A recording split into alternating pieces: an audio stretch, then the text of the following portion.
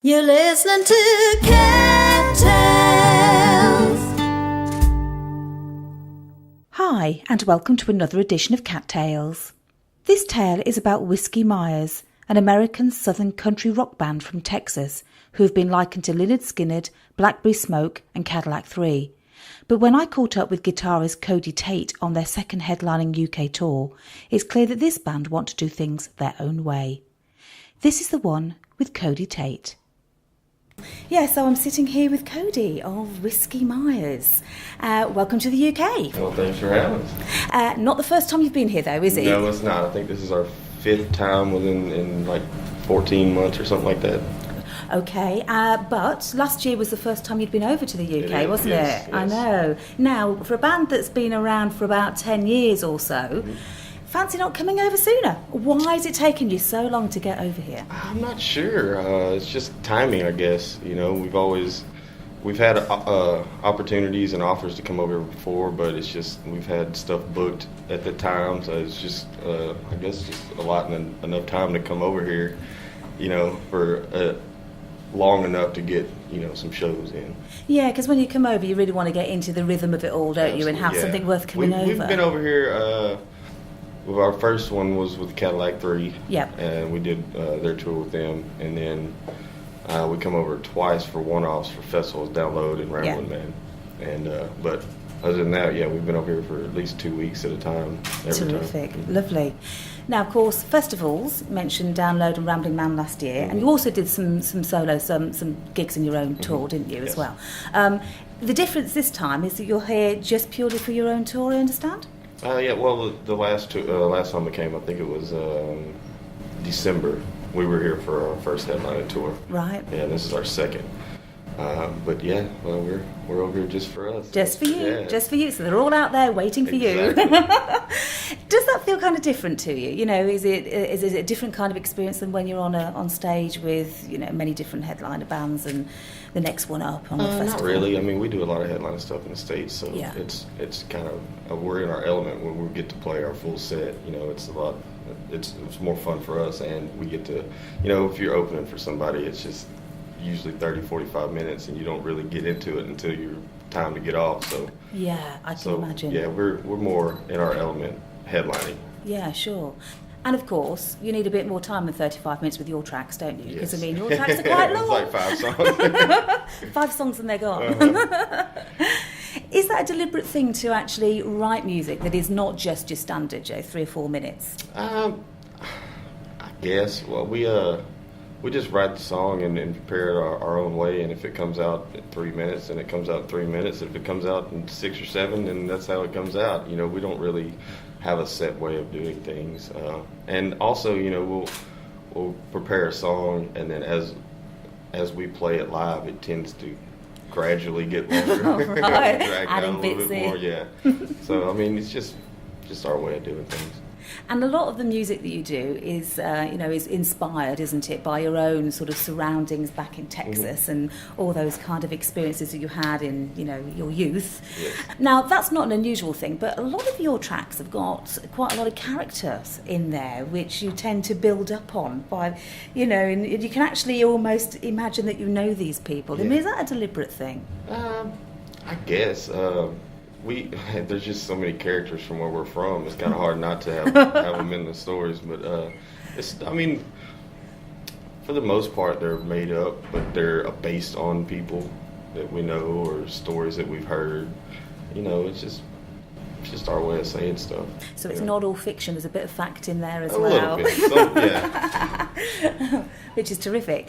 So the new album, we've got Mud, which is a new one. I've just been looking at the artwork there. That's some nice pieces of work going on there. Yeah, man. We had a day off, and we had a buddy of ours take us out to his parents' house, and they had a big swamp and woods out in the way, out behind their house. We just went out there and took some photos, and had an amazing photographer do all this stuff, and it just turned out really awesome, actually.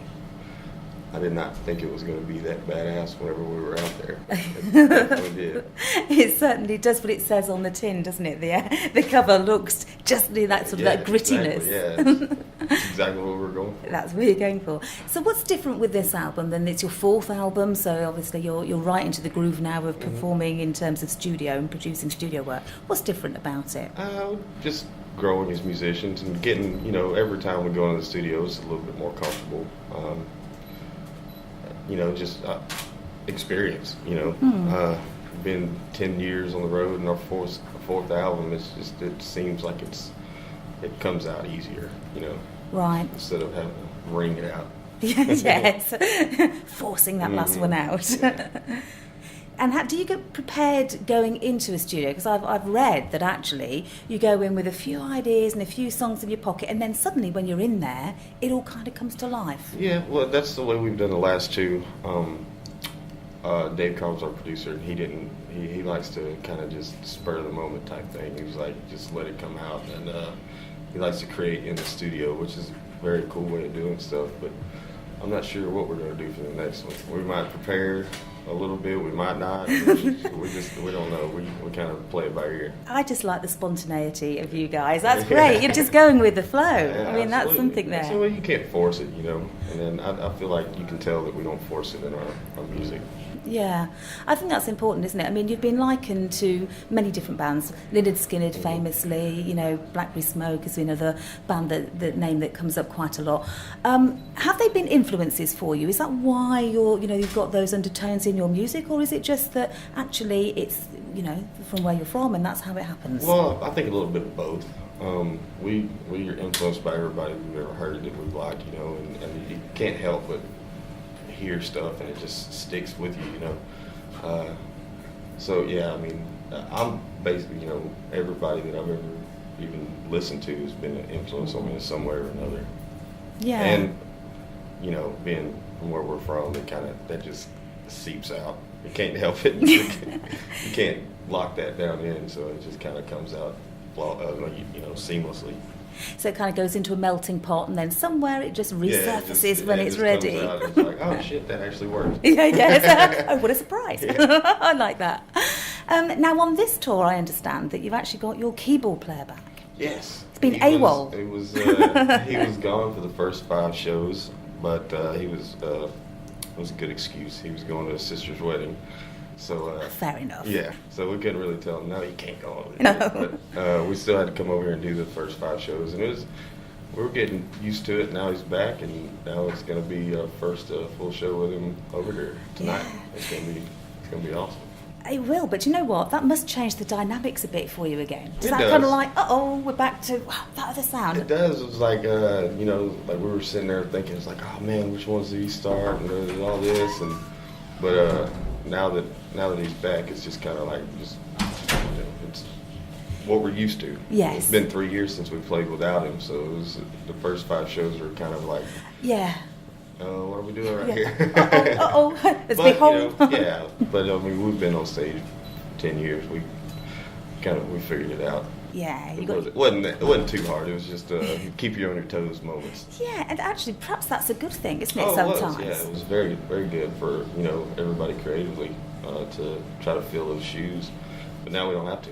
No, that's right. Let him do his own stuff. You can relax Yeah. again. Mhm. So tonight's going to be a good show. I don't think we've been. I can't remember if we've been here last time we headlined or not. So I don't think you have. I've got a feeling this is your first time here. I think it wasn't. It's not our first time here. We played here with Cadillac 3. I know that we played here with Cadillac 3, but I'm not sure if we played here headline last tour. So You remember the wonderful surroundings, I don't do. you? It's beautiful down here. Now, I heard a rumour actually that when you were over in the UK last year, you actually missed a gig in Birmingham because you got lost in the old system of motorways and got stuck. That was with the Cadillac 3. That was their tour also. We were in the van and man, I've never been stuck in traffic like that before in my life. We have pretty bad traffic jams over there, but you don't have feeder roads over here. It's just like you can't go anywhere. Like you're just stuck there for like 9 hours.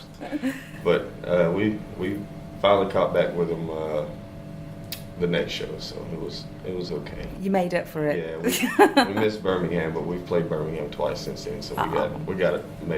We made it up. That's good. That's good. They would not have been happy if you'd missed it. So, how many dates have you actually got on this tour then? I believe 12. We're playing 8 shows in the UK, in Wales, and Scotland, and then we got 2 in Germany, 1 in Amsterdam, and 1 in Paris. Oh, wow. Terrific. Now, you must have heard about a terrible situation yesterday in Manchester. Awful, yes. I mean, what a horrible, it's everybody's speechless about it. I mean, what's your view? I can't fathom somebody thinking that way, to do something like that. It's just beyond me. And we heard about it after the show last night, and our thoughts and prayers are with everybody and the families, the victims, and stuff like that. But we spent all night and all morning on the phones with our parents and loved ones back home. It's like, oh, we're okay. We weren't in Manchester, but it freaked everybody out. Man. It's wild. Yeah, it does, doesn't it? I mean, when heard about the Bataclan in Paris, there was the same situation, wasn't it? It's a trend that's coming. Does it worry you when you're going out there playing to a crowd that anything like that could happen, or does it not cross your mind? Before, maybe, like beforehand, but once we're up there, you just don't really think about stuff like that. Your mind and heart's on the music that you're playing at that moment. But yeah, I guess beforehand it kind of runs through your mind, the back of your mind a little bit. It's like, but we got good security and everything here, so I think we'll be all right. Yeah, and I think it's a way of life, isn't it, really? It could happen in the States, we know it happened in France. Yeah, now it could happen anywhere. It's proved, last night. It's just unfortunate. Yeah, but it's good that you're actually going back. You're going to go on stage, and the show must go on, mustn't it? Really, as far as music's concerned. Can't really. I mean, you can't let something like that stop you. And I guess it's kind of like like we're playing for the people that want to. The people in the crowd have to do the same thing. Well, we're going to tough it out too. We're going to come watch y'all play, so we got to go play for them. Yeah, absolutely. And nobody can win then, can they? It's the good guys are on stage, the good guys are watching, and that's what it's all about, isn't it?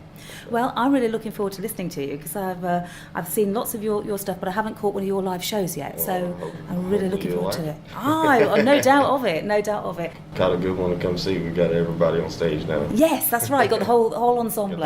Everybody, yeah. Oh. Well, thank you so much for talking to me, Cody. It's been absolutely wonderful. Thanks. And next time you're over here, we'll catch up again, no doubt. No question. You've been listening to Cat Tales. To listen again to this and other tales, go to cattales.co.uk.